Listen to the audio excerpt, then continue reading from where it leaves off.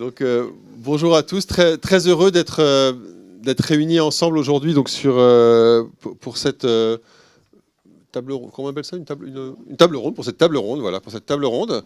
Donc je me présente, hein, je suis Mathias Lévy-Noguer, je suis le directeur général de l'OGéoCène. Et en quelques mots pour ceux qui ne nous connaîtraient pas, donc le Géocène, c'est un opérateur d'habitat abordable qui intervient sur tout l'axe Seine. Donc notre siège social, c'est ici, mais on intervient très fortement aussi, donc bien sûr, sur la métropole rouennaise, on intervient dans le Mantois aussi, en Île-de-France, et puis on intervient aussi à Dieppe, on intervient aussi à Caen, enfin on est vraiment dans l'Eure aussi, donc on est vraiment un opérateur axe Seine élargi. Et on intervient sur tous les métiers de l'habitat. D'habitat abordable et social, c'est-à-dire qu'on fait à la fois bien sûr du logement social, c'est notre premier métier. On gère 25 000 logements sur différents territoires. On fait aussi de la promotion sociale, c'est-à-dire donc de l'accession sociale à la propriété, en PSLA, en bail réel solidaire, en vente sociale. On fait aussi du syndic social. Donc voilà, on est présent sur tous les métiers avec une ambition, c'est d'avoir à peu près tous les savoir-faire, toutes les offres en matière d'habitat abordable pour pouvoir répondre finement à la diversité des demandes des différents territoires qui sont sur l'axe Seine, sachant qu'on est sur des territoires qui sont très différents les uns des autres, entre une grande métropole, des territoires ruraux, des petites villes, et donc d'avoir cette agilité, de pouvoir s'adapter comme ça aux différents contextes, et en même temps d'avoir une taille critique qui nous permet de maîtriser à peu près tous les savoir-faire. Dans cette dynamique, donc juste encore un petit mot, ici vous êtes au 139, donc le 139 c'est notre siège social, je crois que tu en reparleras, Maxence, mais voilà, juste c'est vraiment un espace qui est c'est un espace qui est vraiment professionnel, hein, qui est dédié donc à penser finalement et expérimenter des sujets pour l'habitat de demain sur l'axe Seine.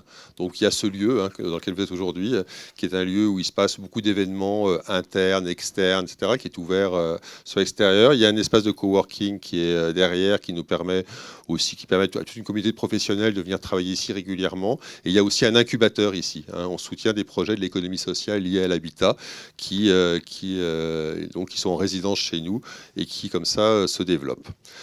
Dans le cadre, juste un petit mot donc pour introduire, dans le cadre de la stratégie de l'OGéo, que je ne vais pas détailler, il y a un sujet effectivement qui nous tient un peu à cœur et donc je suis très content qu'on puisse tenir cette table ronde aujourd'hui.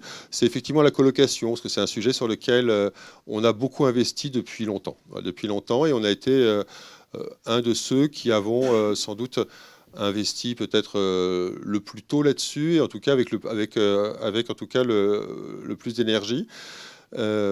Pourquoi on l'a fait? Je vais juste dire comment on est arrivé sur ce sujet-là, et après ça permettra d'introduire la table ronde. C'est que nous, on fait de l'habitat abordable. Donc, vous savez, là, en France, l'habitat abordable, c'est un habitat qui est assez généraliste. Hein. On touche potentiellement, nous, 2/3 des Français. Quand on regarde les plafonds de ressources qui s'applique au logement social en France, ça concerne 2/3 des Français. Donc ça concerne des personnes très modestes, ça concerne les classes moyennes, ça concerne des personnes âgées, mais ça concerne aussi des jeunes ou des personnes qui ont des parcours un peu fluides. Le constat qu'on fait depuis plusieurs années dans notre secteur, et c'est aussi vrai chez l'OGéo, c'est qu'il y a une partie, notamment des jeunes, qu'on n'arrive pas bien à toucher aujourd'hui. Pourquoi? Parce que quand on parle de jeunes, en vérité, on parle de deux catégories pour faire très schématique. Hein. On parle de jeunes qui sont des gens, je dirais, presque comme moi. C'est des gens qui simplement ils sont déjà rentrés dans la vie, ils sont potentiellement en couple, ils ont un travail, et eux, tout ce qu'ils cherchent, c'est un logement pas trop cher, bien placé, pour pouvoir commencer à vivre. Ça, on sait faire. Ça, on a. Et puis, il y a toute une partie de la population jeune qui est, on peut dire, en situation un peu de surmobilité encore. C'est-à-dire qu'ils n'ont pas encore posé leur sac.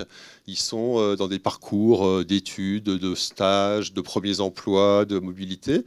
Et ces gens-là, ils n'ont pas les mêmes besoins. Ils ont besoin d'avoir un logement très rapidement disponible, très accessible, pas trop cher, meublé, équipé, sur lequel on n'a pas besoin d'acheter un frigidaire, un four quand on arrive. Et ça, le fait est que nous, l'OGéo, mais comme beaucoup d'opérateurs, cette demande-là, on ne savait pas bien y répondre. Alors, on sait y répondre avec des résidences spécifiques, hein, des résidences pour jeunes, etc., mais on n'est pas sur des territoires où il y a beaucoup d'espace pour construire des résidences comme ça. Et donc, la réponse qu'on a trouvée, nous, c'est de se dire, si on veut pouvoir apporter une réponse à toutes ces personnes qui ont généralement soit un lien aux études, soit un lien à l'emploi, qui sont en train de construire leur parcours, etc., eh ben, la colocation peut être une réponse intelligente. On va prendre des logements qu'on a déjà, et puis on va les meubler, on va les équiper, on va les gérer de façon un peu spécifique, et on va les proposer en colocation, et avec ça, on va faire une offre extrêmement attractive financièrement et qualitative pour pouvoir répondre à ce besoin-là. C'est comme ça qu'on est rentré dans le sujet. Voilà. Et le deuxième élément que je peux dire, c'est qu'on y est rentré avec une deuxième conviction, c'est que c'est quand même des sujets, c'est pas hyper compliqué, mais c'est un peu compliqué quand même. C'est un peu un métier à part, c'est un peu différent de gérer ça que de gérer du logement familial. Et donc on y est rentré en se disant que si on voulait le faire bien, il fallait le faire de façon un peu massive. Voilà. Si on faisait 3 petits logements dans un coin, comme ça, on n'allait pas savoir faire, on allait avoir que des problèmes. Et donc on s'est dit, nous, on va en faire une ligne métier à part entière. Et avec un objectif, c'est qu'on ait 1% de notre parc. C'est pas beaucoup, 1%, hein, 1% du parc. Mais 1% du parc qui soit en colocation. Donc on a 25 000 logements, 1% c'est 250 logements. 250 logements, ça fait 700 places. Voilà, 700 places, c'est énorme en réalité. Voilà. Si on arrive à avoir un peu une taille critique comme ça, eh ben on saura faire le métier, on saura développer. Donc c'est ça un peu notre engagement. Et ça fait plusieurs années qu'on le porte. Et donc je suis très heureux qu'on tienne cette table ronde. Donc je remercie maintenant tous les intervenants qui sont venus. Maxence le fera mieux que moi, mais merci beaucoup. Il y avait un événement particulier sur lequel on a rebondi. C'était que l'USH a produit un cahier repère, c'est-à-dire un document de référence sur cette thématique de la colocation. Donc moi, je remercie beaucoup en particulier Delphine Baudet-Collinet qui a, je crois, dirigé un petit peu toute cette publication-là, d'être parmi nous, parce que voilà, c'est notre métier, c'est notre profession, elle se saisit du sujet, nous, ça nous parle beaucoup, et donc on trouvait vraiment intéressant de profiter de cet événement-là pour pouvoir mettre en scène aussi cette réflexion de la profession sur cette thématique-là. Et puis pas rester entre nous, le faire aussi avec d'autres opérateurs qui font de la colocation, soit dans le parc social comme la Caisse des dépôts, mais différemment de nous, ou des opérateurs privés aussi qui font la colocation différemment aussi, ou du co-living, etc., pour pouvoir embrasser la problématique de façon plus large et qu'on ait comme ça un panorama ensemble de où en sont les réflexions et où en sont les pratiques aujourd'hui sur ces nouvelles façons d'habiter et sur ces nouvelles réponses à des besoins spécifiques auxquels on ne sait pas répondre si on reste dans le cadre du logement familial classique. Voilà l'ambition de cette matinée, avec beaucoup d'humilité, le fait de partager une expérience et surtout de se nourrir des échanges, des témoignages des intervenants et puis de vos réactions. Donc merci encore pour votre présence. Et puis sans attendre davantage, je passe la parole à Maxence qui va introduire tout ça, je pense, de manière beaucoup plus précise et structurée que je ne l'ai fait. Donc merci encore. C'était très bien. Merci Mathias pour cette entrée en matière et cette problématique qui est posée. Juste pour revenir rapidement avant de commencer sur le 139, tu l'as décrit, ce lieu multifonction qui est à la fois siège social de l'OGECN mais dans lequel il se passe plusieurs choses.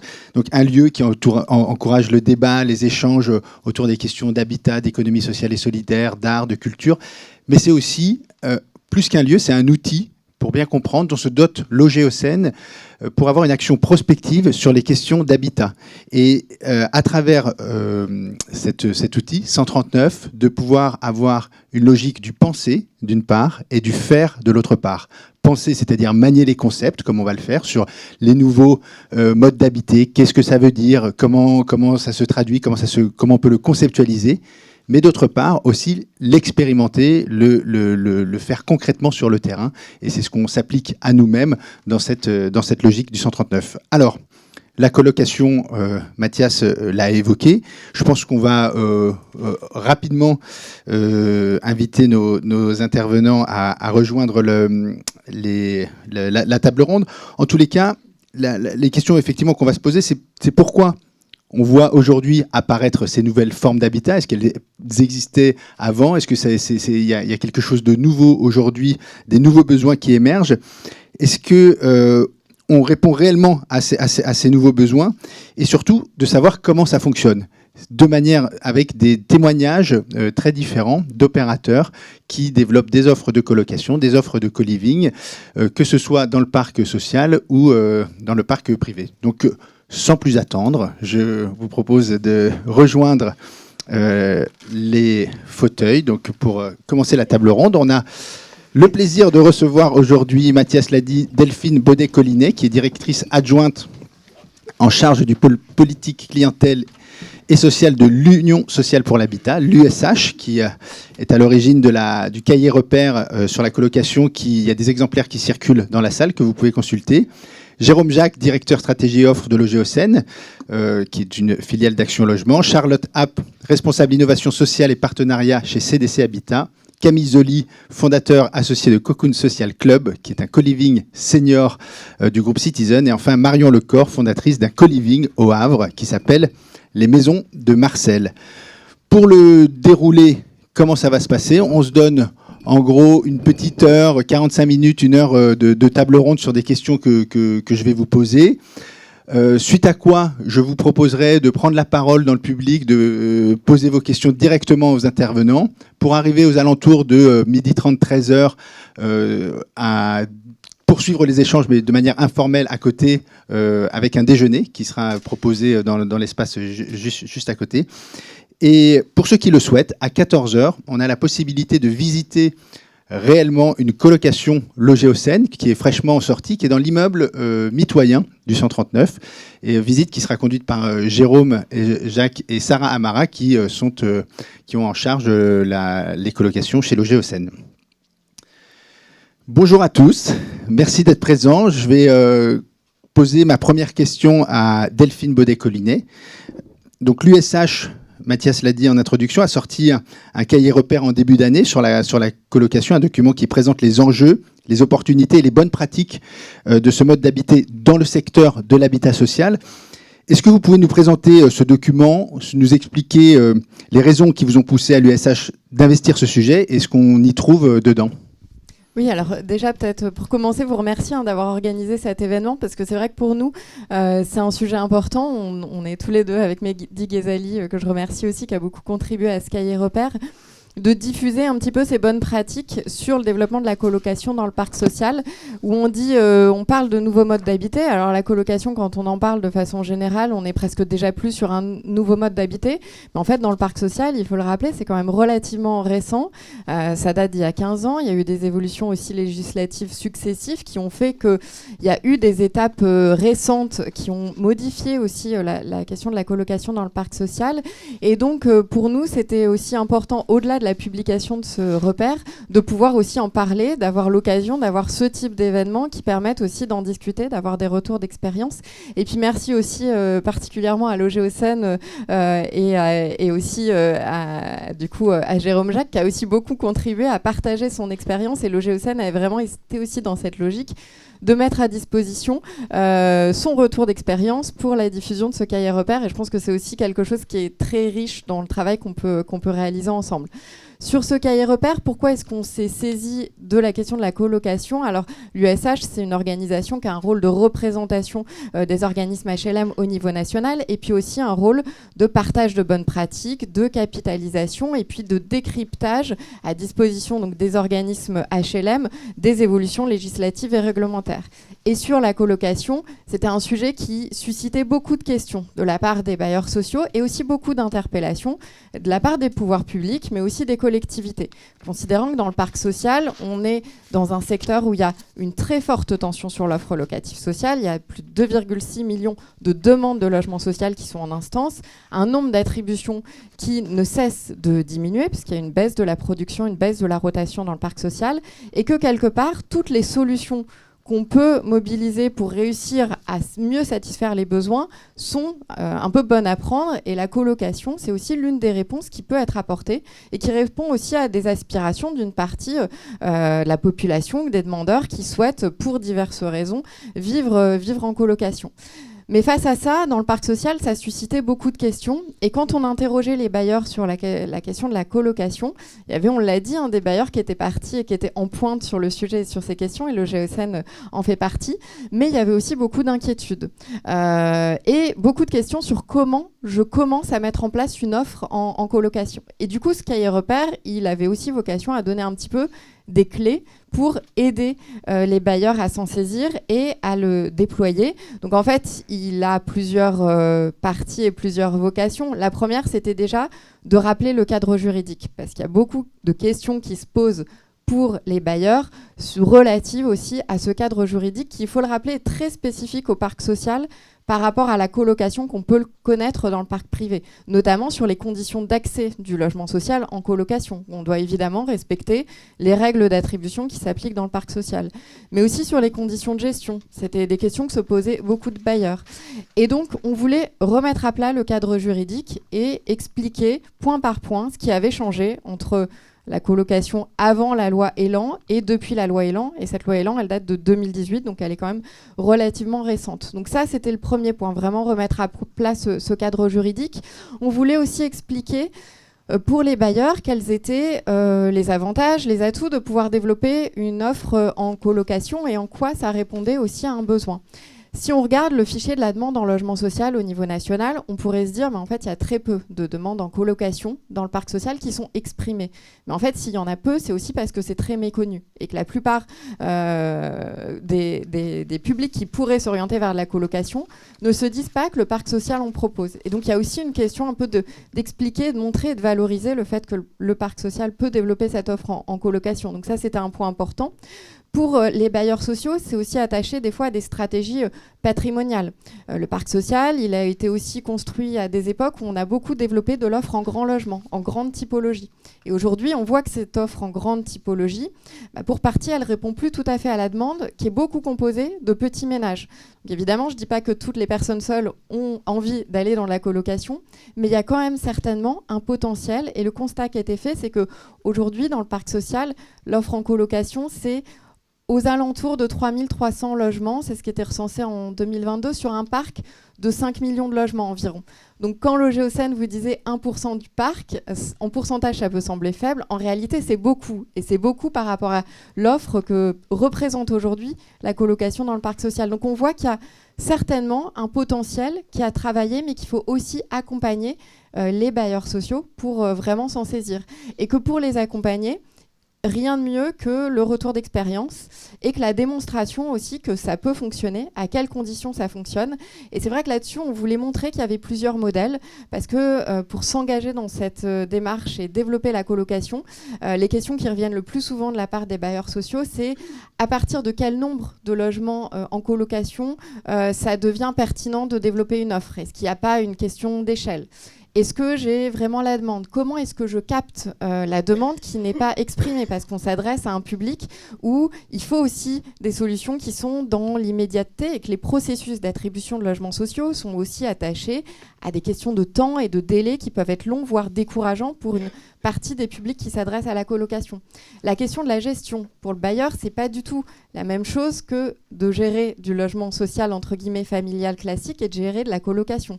Ça nécessite aussi de développer de l'expertise, des ressources, de se poser la question de est-ce que je gère moi bailleur social en direct ou est-ce que je délègue la gestion à une association ? Et on va le voir, il y a différents modèles. Et donc on voulait montrer qu'il y avait différents champs des possibles pour développer la colocation et puis aussi répondre à des craintes qui pouvaient être exprimées. Est-ce que la colocation, c'est plus compliqué à gérer ? Est-ce qu'il y a plus de risques de vacances ? Est-ce qu'il y a plus de risques d'impayés ?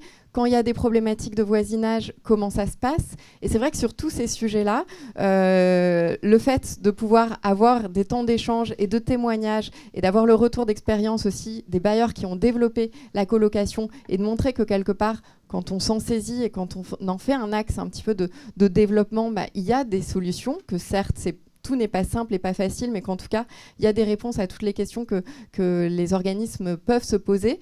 C'était la meilleure des démonstrations et on voulait le mettre en avant dans ce cahier repère. Et donc, il y a aussi en annexe un certain nombre de fiches retour d'expérience où on a souhaité valoriser différentes organisations possibles pour déployer la colocation. Merci. On va continuer en illustrant presque les fiches retour d'expérience avec des exemples de projets de colocation. Le premier, peut-être, je m'adresse à vous, Charlotte App. Vous êtes responsable de l'innovation chez CDC Habitat, qui est un acteur majeur du logement en France, puisqu'il y a un parc de plus de 500 000 logements, si je ne dis pas de bêtises. Vous avez développé, vous, en partenariat avec la FEV, un produit particulier qui s'appelle les CAPS. C'est les colocations à projet solidaire qui permettent à des jeunes de choisir une colocation en échange d'une certaine contrepartie. Alors, on a un petit problème Ah voilà, ça revient. On voit ça apparaître à l'écran. Est-ce que vous pouvez nous présenter cette offre et nous en dire un peu plus sur cet engagement que vous proposez aux personnes qui rejoignent ces colocations? Alors oui, nous on a vraiment à cœur de pouvoir loger les jeunes. Et en fait, cette expérimentation, elle est partie de Bordeaux. Je crois que ça date un peu en 2018. On a constaté qu'il y a beaucoup d'étudiants qui habitaient dans leur voiture. Et donc on s'est dit, il faut qu'on fasse quelque chose. Donc on est passé par cette association qui s'appelle La Fève. Donc, ils proposent des CAPS, colocation à projet solidaire. Donc, le principe, c'est que le bailleur CDC Habitat flèche et met à disposition des grandes typologies, T3 minimum, T4, T5 dans l'idéal, pour des jeunes de moins de 30 ans, étudiants, jeunes actifs ou volontaires en service civique, qui vont être logés dans du logement social, loyer réglementé. En contrepartie de quoi, ils doivent 5 heures d'animation sociale et de mentorat dans le quartier. C'est vraiment la contrepartie. Et ce qui est intéressant, c'est qu'en fait, c'est la Fève qui va recruter, entre guillemets, ces jeunes sur la base de la motivation, sur la base de cette appétence sociale. Après, ils vont aider en fait les jeunes à constituer leur dossier. Ces dossiers vont passer en Caliole, donc on est sur du logement social, la réglementation classique. Et après, ils vont rentrer dans ce logement. Et alors, le bailleur doit équiper et meubler les logements. Donc ça, c'est un gros travail, mais peut-être qu'on reparlera après des points de vigilance, et je pense que vous les connaissez par cœur. Donc le bailleur équipe et meuble les logements. Et donc après, il y a tout un travail de co-construction entre la Fève et le bailleur pour identifier des actions sociales sur le quartier.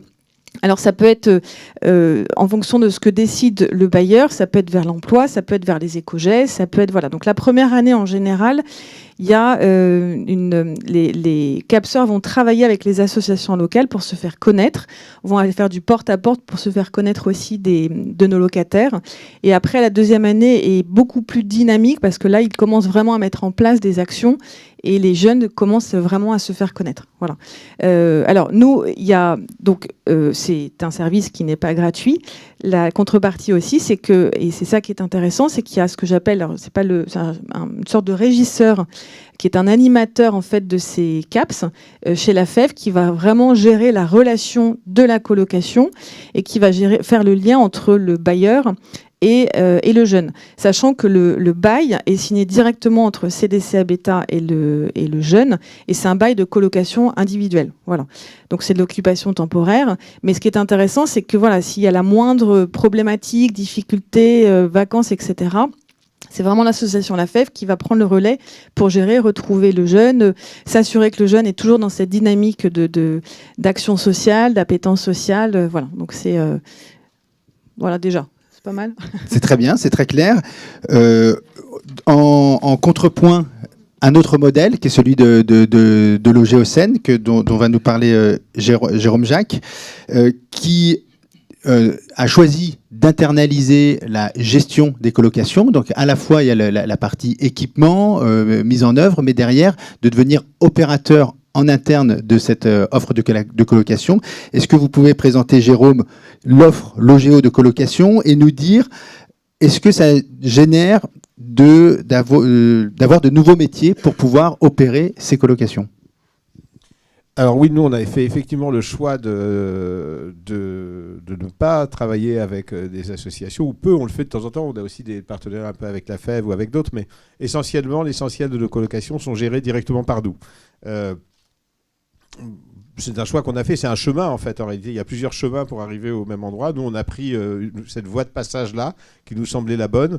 On a commencé il y a longtemps, au moment où notamment les textes juridiques n'étaient pas forcément complètement encore en place. Et ça semblait la meilleure voie à ce moment-là. Je dirais qu'en fait, en réalité, il y a deux sujets. Il y a le sujet du développement des places de colocation. Donc ça, c'est un vrai sujet. À un moment, il faut les fabriquer, ces places de colocation. Un logement en colocation, c'est pas tout à fait la même chose qu'un logement classique. On peut pas directement prendre un logement et dire, OK, ça devient une colocation. Il y a des points à respecter, il y a des choses à réaménager. Il faut le meubler déjà. Il faut aménager une cuisine. Il faut s'assurer qu'il y ait notamment des toilettes séparées d'une salle de bain, des choses comme ça. Mettre des serrures aux portes des chambres pour que chacun puisse avoir sa propre intimité. Donc il y a un petit travail de transformation et de fabrication de ces places. Alors nous, on le fait de deux manières. On le fait soit sur des logements existants qu'on transforme en colocation, mais on le fait également sur des logements neufs. Quand on produit un programme immobilier neuf, on va flécher certains logements en colocation, ce qui est pour le coup plus avantageux parce que ça nous permet de le faire dès le début et donc de penser le logement dès le début en disant ce logement-là pourra être adapté à de la colocation. Un des intérêts de la production de la colocation par rapport à d'autres types de logements ciblés pour tel ou tel type de population, c'est que la réversibilité est assurée. Revenir en arrière d'un logement en colocation vers un logement familial classique, entre guillemets, c'est extrêmement simple et extrêmement rapide. Cette création des places elles-mêmes, c'est une logistique à part entière, surtout quand on commence à le faire en masse. Donc nous, on est autour de la création d'environ 100 places nouvelles par an.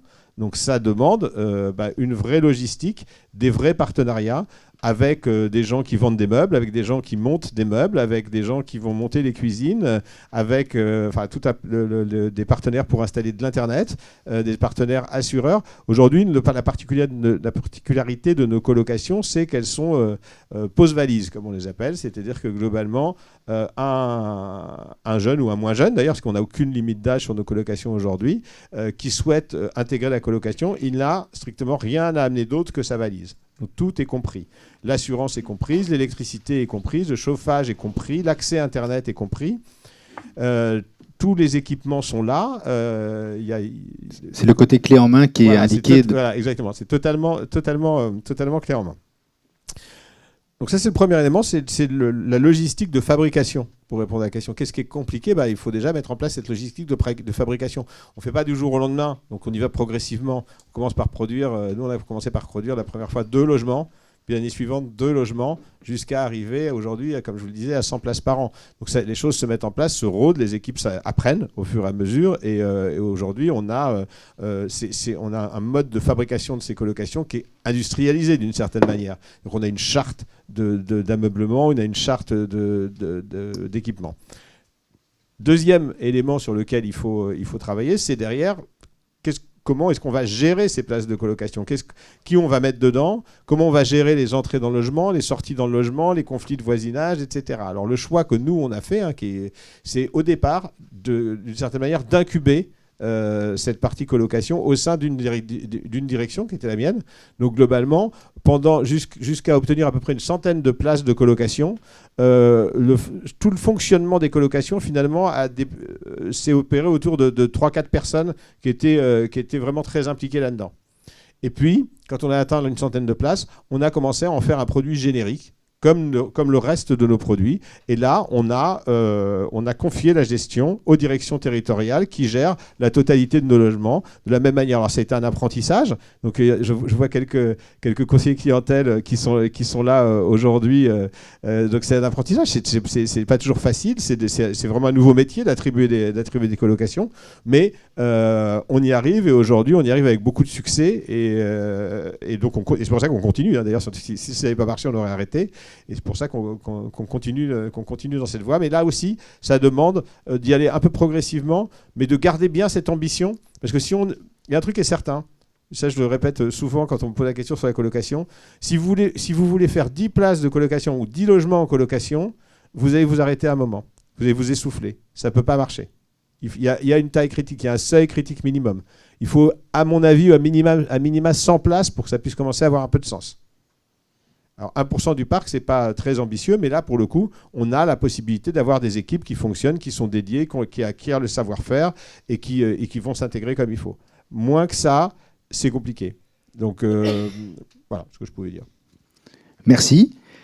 Les nouveaux modes, on l'a dit en introduction, les nouveaux modes d'habiter ne se limitent pas à la colocation. Il existe différentes formes d'habiter qui répondent à différents besoins. Une de ces formes, c'est aussi le co-living. Et je vais passer la parole à Camille Zoli. Vous êtes fondateur de Cocoon Social Club, qui est un co-living senior. Peut-être en introduction, est-ce que vous pouvez nous dire quelle est la différence entre la colocation et le co-living ? Oui, bonjour à tous. Je suis cofondateur. J'ai fondé avec le fondateur aussi de Now Coworking, qui est le leader du coworking en France. Alors, c'est les mêmes racines qui font que les gens sont intéressés par la colocation ou le co-living. Ça coûte moins cher et le lien social, c'est-à-dire d'aller chercher quelque chose, d'aller chercher un peu d'âme dans son logement. Donc ça, on a les mêmes racines et après, on y répond différemment. Alors nous, on a Accès Senior.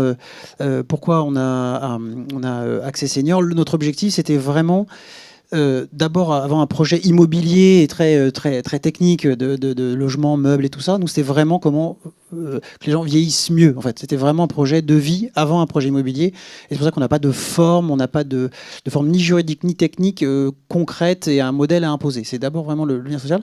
Donc, comment bien vieillir? Je vous donne quelques recettes parce qu'on va tous y passer. Hein, ça, c'est certain. Certains plus vite que d'autres, voilà. Il faut bien manger, donc manger équilibré, ça c'est certain. Donc terre-mer, n'hésitez pas à mélanger, mangez jamais toujours la même chose.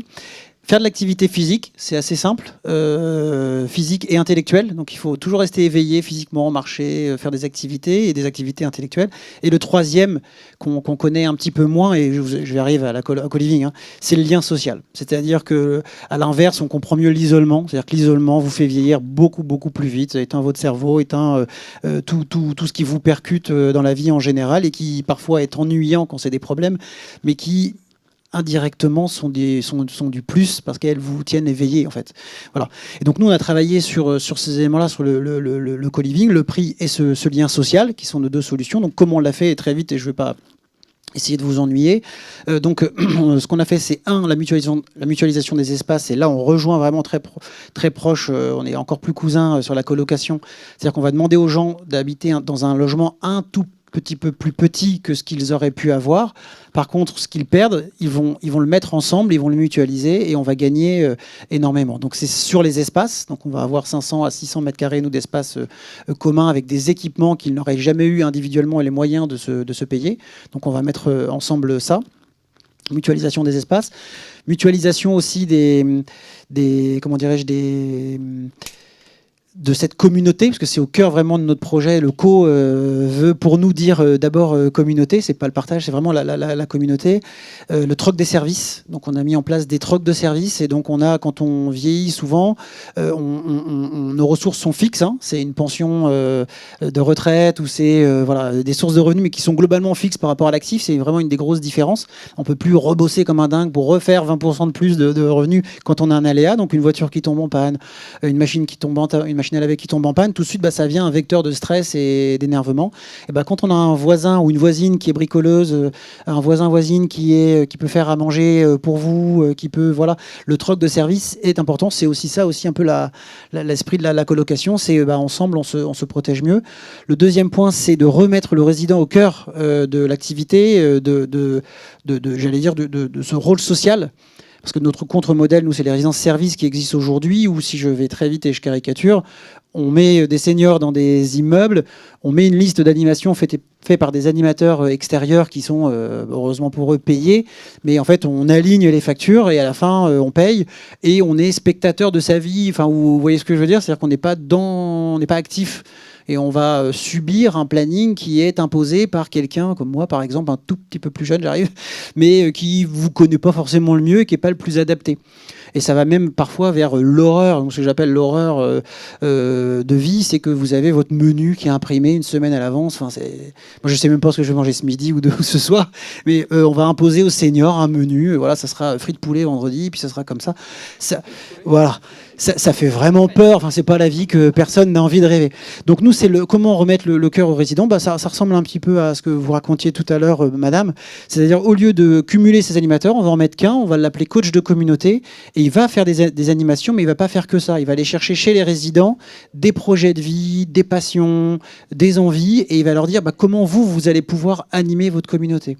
Et donc faire, par exemple, sur une cuisine, proposer une recette, proposer une promenade typique, ou avec des connaissances historiques. Par exemple, je vais vous faire un thème sur le Havre, la visite du Havre après la reconstruction, par exemple, des choses comme ça. Donc on va être force d'animation. Donc ça, c'est remettre le résident au cœur de son projet de vie et de la communauté. Et accessoirement, ça redonne un rôle social à ces résidents qui est hyper important. Ça leur redit qu'ils ont encore une utilité pour eux, pour la communauté, mais aussi pour leurs petits enfants. J'ai bientôt fini. Non, bien sûr. Et leurs petits enfants. Pour rebondir. Et on a des choses à raconter, du coup, à faire. Et le troisième volet qui est assez important, c'est ce qu'on appelle, nous, le social club. C'est ce qui est en dessous. Ça, c'est assez innovant. Hein, c'est déposé. On veut quand même les animations de sport. Il y a des animations que les résidents ne peuvent pas faire parce qu'il faut une certaine expertise, une certaine technicité. Et ben nous, au lieu d'aller recruter des personnes et puis de faire facturer, parce que notre objectif, c'est vraiment d'être le moins cher possible, et ben on va faire du troc avec l'extérieur. Et donc, je vais donner quelques exemples. On a le sport et la cuisine. À qui on a dealé des coachs sportifs, vous devez en voir, qui courent avec des groupes parfois en ville. Ils ont, eux, des problèmes, c'est-à-dire qu'ils ont plein de clientèle, ils ont plein d'énergie, mais ils n'ont pas les locaux, ils n'ont pas les moyens d'immobiliser des locaux, d'acheter une salle de sport et d'acheter les équipements et tout ça.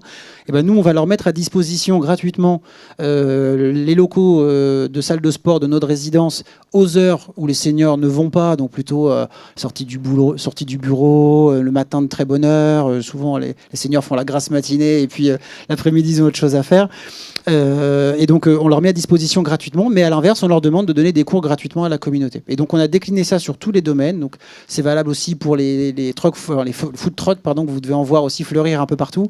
Et ben, ces gens-là, concrètement, ils vont dans leur petit logement le soir, préparer, couper leurs légumes, nettoyer, tout ça. Ils n'ont pas les équipements. Ben, nous, on va leur mettre à notre disposition l'équipement professionnel de cuisine. Et en échange de quoi, ils vont donner des cours de cuisine. Donc, on a décliné. Donc, ce qui fait que tout ça arrive à écraser les coûts pour les seniors. Donc ça répond au premier pied. Et au deuxième pied, ça refait un lien social parce que, comme je vous l'ai dit, vous êtes moteur de votre vie. Vous avez de l'extérieur qui rentre dans la résidence et qui vient vous bousculer parce que vous échangez avec le co-sportif, vous échangez avec tout ça. Et donc voilà, on est un peu cousins de la colocation. Et c'est ce que vous appelez, quand vous dites réinventer l'expérience du logement senior. Là, j'ai pris une image de votre site internet. On imagine que vous proposez de renouveler l'expérience d'habiter. C'est bien ça ? Exactement. Et c'est-à-dire que c'est une expérience. Enfin, je vais enfoncer des portes ouvertes, mais on en parlait tout à l'heure avec Margot avant la réunion. Mais c'est une population qui est encore plus facile avec les étudiants et les seniors. C'est les plus faciles. C'est ceux qui sont plus en appétence de lien social. Et pour les seniors, en l'occurrence, c'est ceux qui ont le plus à transmettre. Et donc, c'est hyper facile. Ils ont toute une vie derrière eux, une expérience, des expertises, des passions. C'est hyper facile et c'est hyper important pour eux. Vous parliez tout à l'heure de tourner dans les logements. C'est un crève-cœur de passer d'un grand T4 dans un logement social auquel vous avez un prix assez souvent compétitif. Hein. Les seniors, c'est pas les plus gros loyers. Et vous leur dites du jour au lendemain, vous allez aller dans un petit logement. Ça va être plus cher ou au même prix, souvent, avec les nouvelles règles que je ne maîtrise pas totalement. Si vous n'avez pas un plus à apporter, la personne, elle est bien constituée, elle va dire je bouge pas. En plus, elle a ses attaches, elle a ses meubles, elle a son histoire, elle a ses voisines et tout ça. Et donc nous, en effet, on est aussi un accélérateur. C'est pour ça qu'on travaille aussi avec les bailleurs sociaux, avec les privés. Notre montage nous importe peu. C'est le projet de vie qui compte. Donc on est compatible. On l'a fait avec Vie Habitat, qui est un acteur sur Rouen. On le fait avec des privés, des investisseurs privés. J'ai perdu un peu le fil, mais voilà, l'idée c'est d'apporter quelque chose en plus pour aider ce parcours logement. Et donc en fait, on propose pas un logement plus petit, si je caricature, on propose une vie sociale. Et donc quelque chose qui est obsédé, nous, quand on a fondé cette société-là, c'était une phrase de Kennedy qui disait il ne faut pas rajouter des années à la vie, il vaut mieux rajouter de la vie aux années. Et donc nous, c'est vraiment comment on propose une meilleure, alors pas fin de vie, mais une meilleure vie, une troisième vie, une quatrième vie, et de dire le message principal aux seniors, c'est de dire votre vie, elle ne s'arrête pas à la retraite. Il y a plein de choses à faire, et je pense que ça, pour le coup, nous, on fait un porte-voix de ce que la société porte aujourd'hui, parce que les seniors n'ont jamais été aussi actifs aujourd'hui et jamais été autant en demande d'apporter quelque chose à notre société. Et quand on voit les problèmes qu'on a aujourd'hui, je pense qu'on a peut-être besoin d'eux aussi pour nous remettre un peu de liant là-dedans. Voilà. Merci. Je passe la parole à Marion. On reste dans l'univers du co-living. Vous avez fondé les Maisons de Marcel au Havre, qui est un co-living, alors pas que senior pour le coup. Première question, puisque Camille n'a pas voulu y répondre. Quelle est la différence entre le co-living et la colocation ? Oui, effectivement.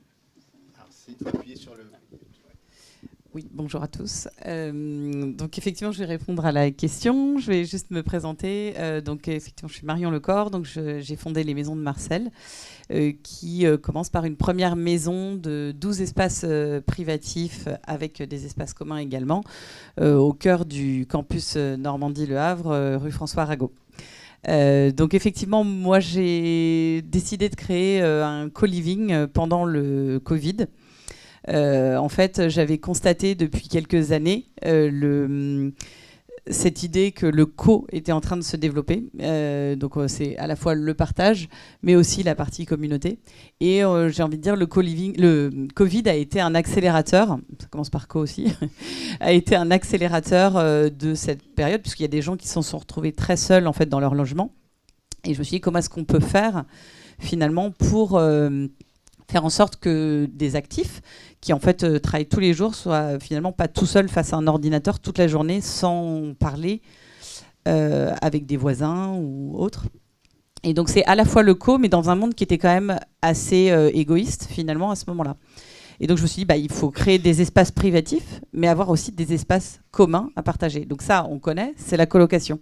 Sauf que à la sortie du Covid, quand même, les gens aimaient bien avoir leur espace. Donc, ils n'aimaient pas partager la salle de bain, les toilettes, etc. Donc, je me suis dit, en fait, c'est comme un mini-studio. Mais on partage des espaces communs comme la nourriture. On ne se fait pas la nourriture dans son studio parce qu'en plus, ça sent pas bon. Mais donc du coup on va se préparer le repas dans des espaces communs où on partage, on discute si on a envie, mais par contre on a quand même cette espèce d'intimité non négligeable avec un espace dédié pour la douche, les toilettes, donc avoir ça, c'est la première différence, c'est en termes d'immobilier. Souvent, la colocation, aujourd'hui, elle est vue comme on partage la salle de bain, on a les cheveux du voisin, etc. Donc, c'est déjà, en termes immobiliers, c'était pour moi la première différence. Même si aujourd'hui, on tend, à ce qu'expliquait aussi Monsieur Jacques, c'est avoir des colocations qui s'apparentent aujourd'hui à colocation et plus, c'est-à-dire co-living, qui tendent vers le co-living. Ça, c'est la première différence. La deuxième différence, et vous l'avez évoqué aussi, c'est finalement la colocation. Ça peut être vu de l'extérieur par des gens qui pensent que la colocation, c'est un propriétaire qui va s'enrichir et qui va mettre un maximum de personnes dans un logement pour limiter les coûts. Mais en fait... c'est la vraie différence en fait entre colocation et co-living, c'est que le co-living, d'un point de vue immobilier, effectivement, vous avez votre espace, mais vous avez aussi tous les services. Donc vous avez Internet, comme vous disiez. Chez nous, vous avez aussi Amazon Prime, Beansport, l'assurance, effectivement, qui couvre à la fois la partie assurance habitation, mais aussi la responsabilité civile de chaque, donc qui est aussi une offre spécifique qui a été développée par certains assureurs, qui n'étaient pas forcément évidents au départ en termes de juridiques. Et c'est également les services plus avec en fait des propositions d'activités auxquelles, alors nous on s'oriente plus vers des étudiants et des actifs qui n'ont pas le temps entre guillemets de participer, donc on va être plus en proposition et on participe ou pas, mais en tout cas ça peut être, comme vous évoquiez tout à l'heure, un coach sportif de plein air où en fait on va alors chez nous en fait c'est une fois par mois, vous avez une proposition d'activité, donc ça peut être un coach sportif qui va vous emmener le long de la plage faire du sport avec du mobilier urbain, ça va être une animation de cinéma de plein air par exemple avec un repas à côté comme une raclette et on regarde les bronzés font du ski, voilà, ça peut être ça.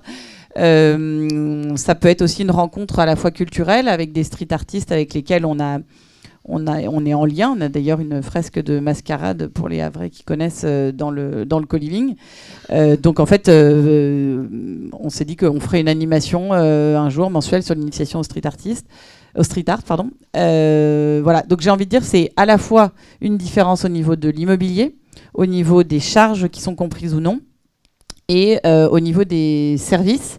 Et je rajouterai un quatrième élément qui est en fait surtout sur la partie gestion, c'est-à-dire qu'on n'est pas un exploitant de co-living, n'est pas un simple propriétaire, il est là aussi pour gérer la partie adhésion au règlement intérieur et donc gérer la partie finalement assez RH de s'il y a quelque chose qui ne va pas, en fait on va s'asseoir et on va faire une vraie réunion de désamorçage de crise en fait. Peut-être Jérôme, pour rebondir. Non, oui, moi, ce que je retiens de ce que vous dites, c'est finalement quelles sont les causes, quelles sont les racines en réalité de ces nouveaux, parce que l'événement s'appelle Coloc et Plus, et nouveaux modes d'habiter. C'est quoi les racines? D'où vient finalement cette appétence pour les nouveaux modes d'habiter? Nous, on pense qu'il y a en gros 2 gros drivers là-dedans. Il y a déjà le travail. Le travail a changé. On ne travaille plus de la même manière. Le Covid, notamment, a beaucoup bousculé les choses, mais pas que le Covid. Il y a eu de tout temps des gens qui ont travaillé depuis chez eux. Et cet élément-là, aujourd'hui, c'est un élément qui se développe de plus en plus. Et la composante travail, aujourd'hui, elle est fondamentale dans les nouveaux modes d'habiter. Dans les nouveaux modes d'habiter, ils sont drivés en grande partie par ça. Puis le deuxième gros driver de ces nouveaux modes d'habiter, c'est le partage. Donc le partage à la fois social, mais en gros la mise en commun. Ce raisonnement finalement très simple et très instinctif qui consiste à dire que finalement quand j'utilise pas un équipement ou un espace 100% du temps, j'ai plutôt intérêt à le partager avec quelqu'un parce que je vais d'une part y gagner en termes financiers, parce que je vais avoir moins de ressources pour y accéder. Et puis finalement, ça va aussi me permettre de rencontrer des gens et de faire des choses. Je trouvais c'est très intéressant ce que vous disiez par rapport aux grands espaces communs, etc. C'est que ce qui est intéressant, c'est que la colocation, c'est finalement, d'une certaine manière, le commun ultime. C'est-à-dire que c'est vous mettez en commun le niveau ultime de votre intimité, c'est-à-dire votre salle de bain, votre cuisine, etc. Le co-living, c'est peut-être un petit pas en arrière, j'allais dire, par rapport à cette mise en commun, parce qu'il y a une partie privative plus importante que dans la colocation. Mais ce qui est important, je pense, c'est que les parties communes, au sens large du terme, en fait, elles vont bien au-delà du logement. Elles concernent l'habitat en général. Et c'est évident que si on a des communs ou des communs urbains en bas de chez soi, donc on a fait un événement il n'y a pas très longtemps sur les communs urbains, où on a beaucoup évoqué ces sujets-là, c'est sûr que si vous avez un coworking en bas de chez vous, vous allez avoir des besoins différents à l'intérieur de votre logement. C'est sûr que si vous habitez dans un hyper centre-ville où vous avez 20 moyens possibles de manger le midi, vous n'allez pas forcément avoir les mêmes besoins en termes de cuisine. En revanche, si vous habitez de manière complètement isolée ou à la campagne, vous allez peut-être dans votre logement avoir besoin d'une bibliothèque. Si en revanche vous avez une bibliothèque de quartier en bas de chez vous, vous n'avez peut-être pas besoin. Donc tout ça, c'est la mise en commun de ces éléments-là. Donc ce deuxième driver qui est finalement l'économie du partage d'une certaine manière, c'est vraiment un élément clé qui amène à ces nouveaux modes d'habiter finalement que sont la colocation, le co-living, mais il y en a d'autres. Il y a aussi des types de logements qu'on crée en ce moment qui sont nouveaux, comme par exemple ce qu'on appelle les logements duo-famille, où on va avoir finalement une autre forme de mise en commun, où là on va avoir 2 familles qui vont cohabiter au sein d'un même logement. Simplement, chaque famille aura son espace nuit, entre guillemets, donc avec sa chambre, sa salle de bain, la chambre pour un enfant. De l'autre côté, il y aura aussi une chambre, une salle de bain et une chambre pour un enfant. Et au milieu, un grand séjour qui sera partagé, et une grande cuisine qui sera partagée, et éventuellement un espace extérieur partagé. Ça apporte aussi des choses nouvelles et différentes dans la manière de vivre, puisque les gens qui vont habiter dans ce type de logement, c'est souvent des familles monoparentales, pour être clair. Ça leur amène un service et un vivre ensemble complètement différent. Parce que si vous êtes une mère de famille isolée avec un enfant, c'est pas facile de sortir le soir. C'est pas facile de trouver quelqu'un pour garder votre enfant. Si vous êtes 2, c'est beaucoup plus simple. La vie devient plus facile. Vous pouvez vous partager aussi un certain nombre de tâches. Donc au-delà de simplement de l'espace, moi j'ai trouvé que votre intervention à vous deux l'air très très claire sur ce sujet-là, c'est que c'est pas seulement une question d'espace. C'est qu'aujourd'hui, quand nous on commercialise de la colocation, avant tout ce qu'on commercialise, c'est un service. C'est pas le logement. Nos colocataires, ils sont bien plus intéressés par savoir quels vont être leurs 2 colocataires, s'ils sont à 3 généralement chez nous, quels vont être les 2 autres colocataires, que de savoir quelle va être la surface exacte du logement. C'est plus vraiment leur problème. Donc on voit bien d'ailleurs, puisque les gens bougent très facilement d'une colocation à l'autre. C'est-à-dire que s'ils ne s'entendent pas avec 2 colocataires, on trouve toujours un moyen de les bouger à un autre endroit. Et là, on prouve vraiment par A plus B que ce qui compte là, c'est plus l'objet espace, l'objet logement en tant que tel, mais c'est bien une forme de triptyque entre les espaces, les services et les équipements. Et c'est ça que nous, on appelle un peu l'habitat augmenté. Donc l'habitat augmenté, c'est un peu l'habitat qui sort du logement et qui se retrouve ailleurs, dans le quartier, dans la ville, au pied de l'immeuble et à différents endroits. Cette mise en commun, c'est aussi la capacité à produire en quelque sorte plusieurs logements dans un même logement, dans un contexte de crise du logement où on manque de place, où il y a plus de 2 millions de demandeurs qui sont sur les listes d'attente. Est-ce que ça n'est pas aussi, et là peut-être je m'adresse à Charlotte, quand vous travaillez dans un groupe comme CDC Habitat, une manière d'apporter une réponse à cette crise de façon très rapide, facile, puisque on part de l'existant et on duplique, on produit plus de logements avec ce qu'on a sous la main. Oui, c'est une forme de diversification, voilà, qui sort un peu du logement social classique. On est sur de l'occupation temporaire. Nous, on avait vraiment à cœur de pouvoir inscrire nos jeunes dans une trajectoire résidentielle, de les rendre autonomes par ce logement. Et ça rajoute en fait un maillon dans toute la chaîne de notre offre de logement. Donc oui, c'était vraiment important. Après, ça nécessite un peu d'équipement, ça nécessite quand même d'aménager un appartement au départ où on n'a pas prévu les serrures aux portes, où il faut vérifier un certain nombre de critères. Mais voilà, après, et on avait aussi cette stratégie de se dire, faire venir des colocataires, donc nous des jeunes en l'occurrence, ça crée de la mixité sociale dans le quartier. Les jeunes, c'est des boosters de quartier extraordinaires. À partir du moment où ils ont cette appétence, ils ont vraiment signé une charte avec l'association, ils font des choses extra. Voilà. Donc il y avait tout ça qui nous ont fait dire que voilà, c'était intéressant de proposer cette colocation, et je pense que ça rajoute vraiment une offre supplémentaire dans notre offre classique, parce que nous on a du social, très social, intermédiaire, accession à la propriété. La colocation est une offre diversifiée aussi. On imagine que ça marche très bien sur les marchés en tension, à Paris, où c'est très très difficile de se loger, de pouvoir proposer ces solutions alternatives.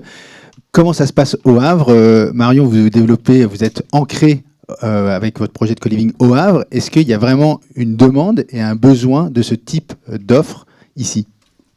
Alors oui, effectivement, la question est intéressante. Donc, j'ai créé les maisons de Marcel il y a 2 ans. Et puis on a, alors pour plusieurs raisons, c'est qu'effectivement au Havre, je trouvais qu'il y avait un besoin dont on parlait, enfin sur une population dont on parlait tout à l'heure, qui est en fait l'actif qui a changé, c'est-à-dire ce qu'on appelle l'actif nomade.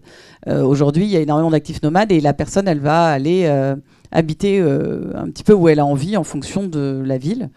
Et en fait, moi, j'avais identifié au Havre, en tout cas, et puis parce que je suis havraise aussi, un vrai besoin par rapport à la zone industrielle et au fait que les gens, en fait, se déplacent pour des missions parfois de moyenne durée, entre 6 mois, 1 an.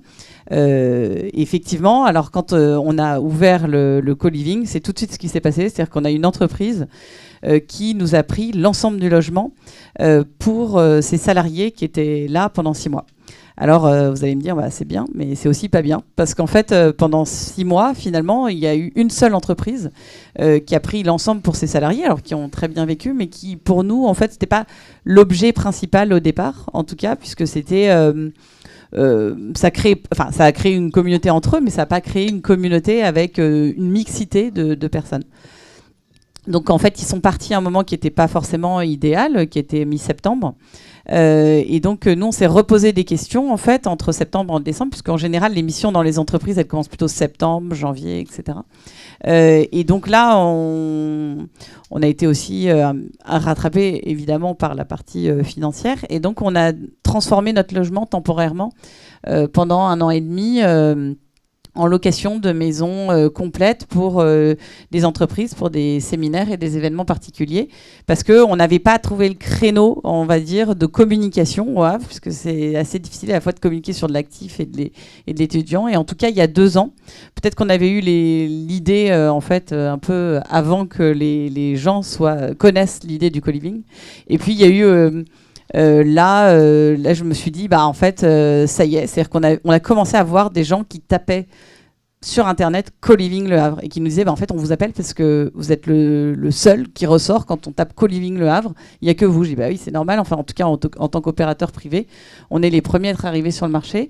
Et donc, on a senti un engouement, en tout cas, de ce nouveau mode d'habitat, avec des gens qui commençaient à connaître le concept de par les grandes villes, puisqu'on a des gens aujourd'hui qui nous disent, en fait, je viens de Lyon, je sors d'un co-living Et en fait, moi, je veux habiter que en co-living parce que c'est génial, c'est hyper pratique, je pose mes valises et voilà. Donc aujourd'hui, à partir du 1er août, en tout cas, on repart sur l'idée première et ça nous réjouit fortement. Pas si simple. Alors Jérôme a évoqué, a anticipé un point, c'est la définition de ces nouveaux modes d'habiter. C'est un triptyque, c'est des espaces, des équipements et des services. Peut-être commencer par rentrer dans les espaces avant d'aborder les deux autres points. Vous avez en commun, Jérôme et Marion, proposé sur une visite virtuelle de vos espaces. Donc c'est intéressant puisque ça permet aux personnes qui s'intéressent au sujet de se promener et de comprendre comment sont organisés ces différents espaces. Le temps passe, donc là on voit par exemple une colocation logée au Seine qu'on aura l'occasion de voir en vrai tout à l'heure. Je vais rester avec vous, Marion, sur la maison, qui est votre maison de co-living. Si vous pouvez décrire comment ça fonctionne en termes d'espace. Donc oui, donc en termes d'espace, en fait, on en parlait tout à l'heure de la division des logements. C'est-à-dire que nous, quand on a récupéré l'immeuble, il était complètement désaffecté avec des pigeons dans les étages et 1 mètre d'eau à la cave. Et en fait, du coup, on a tout réhabilité. Il y avait 4 personnes qui habitaient, en fait, puisqu'il y a 4 étages. Et nous, on a transformé ça pour avoir finalement 12 personnes qui habitent ensemble. Donc des espaces plus petits, mais avec... c'est des gens qui aujourd'hui vont payer le prix d'un studio et qui vont profiter des 150 mètres carrés donc, du rez-de-chaussée. Donc il y a au rez-de-chaussée du coup, la partie espace de vie avec des grandes tables, cuisine, un salon et un espace extérieur avec ping-pong, fléchettes, buanderie en accès illimité. Et puis ensuite, vous avez 4 étages avec 3 espaces privatifs par étage qui ont chacune leur salle de bain. Je ne sais pas si on peut montrer une chambre, mais en tout cas, voilà. On voit un étage, l'étage numéro 2. Exactement. Donc, vous avez une première chambre ici, avec du coup un toilette et douche. Et puis, effectivement, le deuxième ici et le troisième comme ça. Donc, chacun a sa propre salle de bain et son propre espace bureau également et dressing. Des espaces donc à aménager, à réorganiser pour pouvoir accueillir ces nouvelles formes d'habitat, mais aussi des espaces à équiper. Pour ça, Logés au Seine s'est doté d'une charte d'aménagement que j'ai ici. S'il y en a qui s'intéressent, je ne sais pas si c'est consultable d'ailleurs. Est-ce que, Jérôme, vous pouvez nous dire qu'est-ce que c'est que cette charte, à quoi elle sert et à qui elle s'adresse ?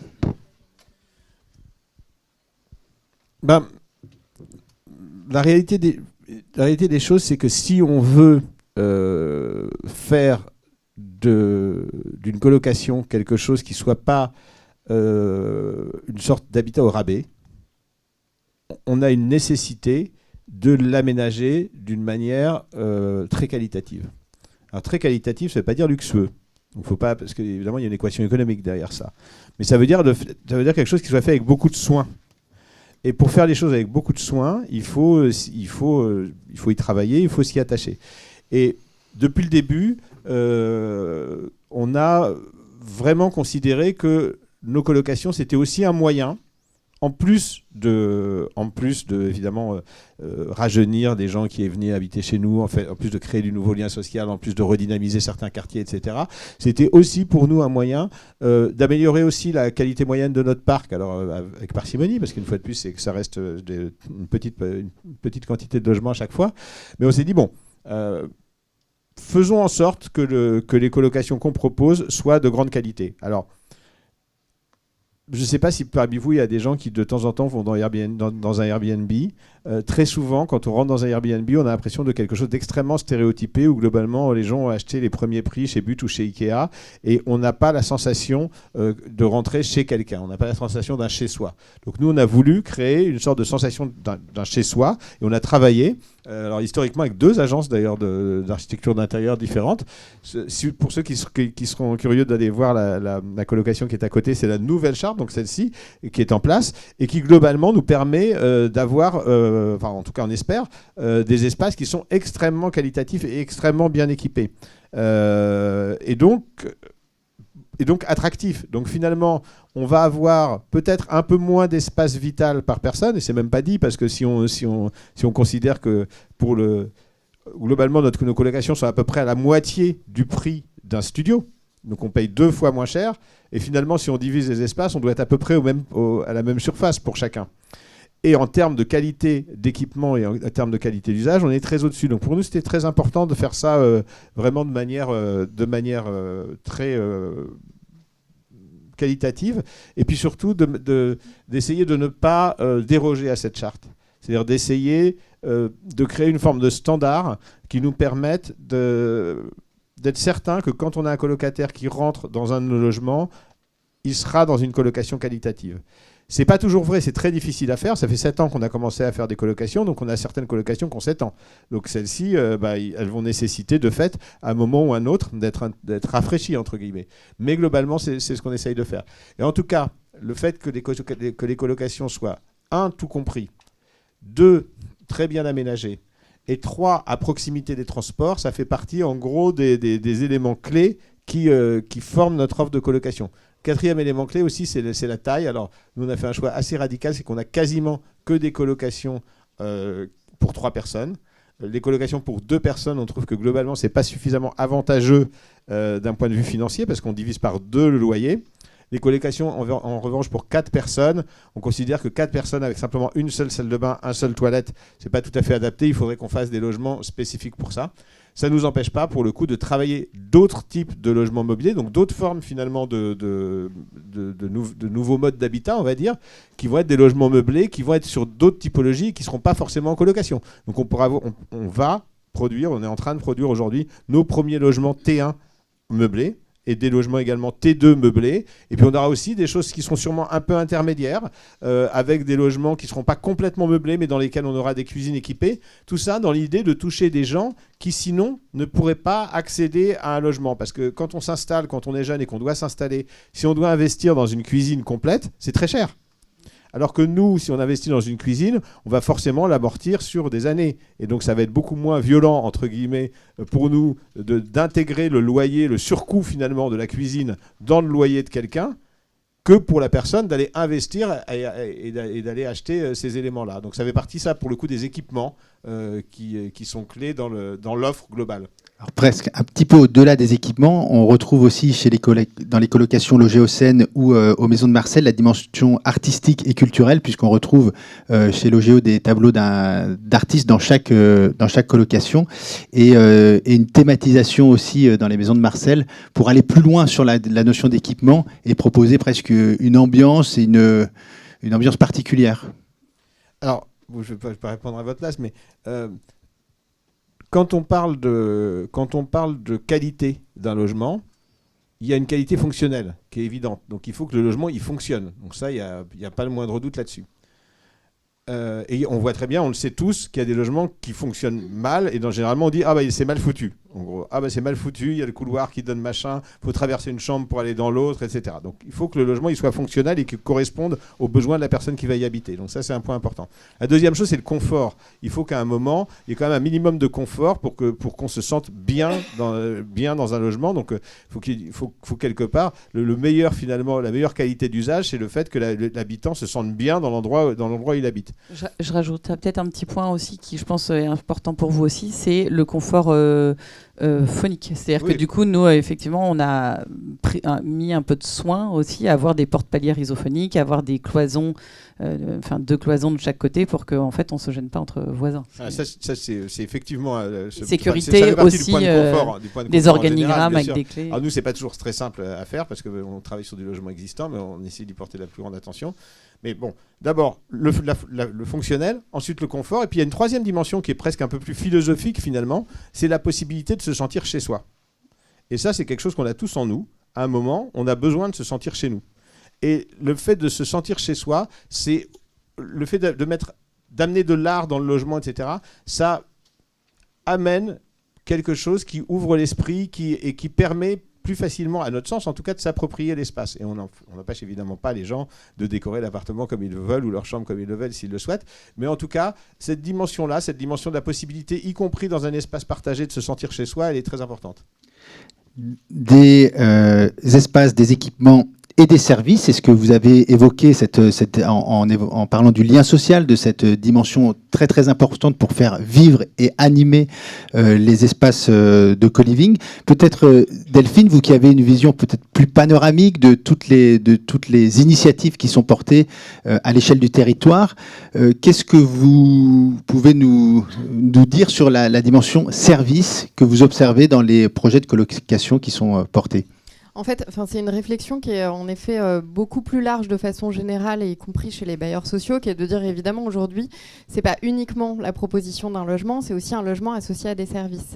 Et ce qui est intéressant aussi dans vos témoignages, c'est qu'on voit que sur la question de la colocation ou des nouveaux modes d'habiter, c'est quelque chose qui était beaucoup abordé sous un angle un peu générationnel pendant toute une époque, en disant finalement, la colocation, c'est plutôt les jeunes, puis ensuite il y a des modes d'habiter, mais là c'est plutôt les seniors, ou alors on est sur de l'intergénérationnel.